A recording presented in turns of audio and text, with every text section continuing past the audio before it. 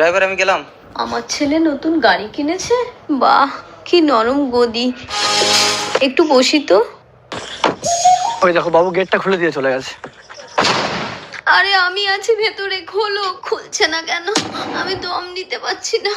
দীপা, লোকেশ, নতুন গাড়ি কিনেছি। মা কোথায়? মাকে আগে চড়াবো। এই যা, ওর মাকে তো আমি ঘর থেকে বের করে দিয়েছি। কি হলো, চুপ করে আছো কেন? মা কোথায়? মা একটু মন্দিরে গেছে। তুমি মাকে একা মন্দিরে যেতে দিয়েছো কেন? বাবু কি হলো ড্রাইভার? এই দিন গাড়ির চাবি, গাড়ি আমি লক করে দিয়েছি, কেউ আর খুলতে পারবে না। আর আমার 3 দিন ছুটি লাগবে, আসতে পারবো না। তার মানে 3 দিন গাড়ি বন্ধ থাকবে। ঠিক আছে যাও।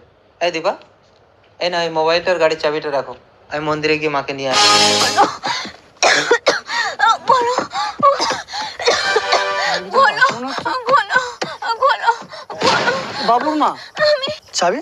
ও চাবি তো বাবুর কাছে দিয়েছে, একটা কল করে দিই। লোকেশের ফোনে ড্রাইভার ফোন করছে। হ্যালো, হ্যালো ম্যাডাম, ওই বাবুর মা গাড়ির মধ্যে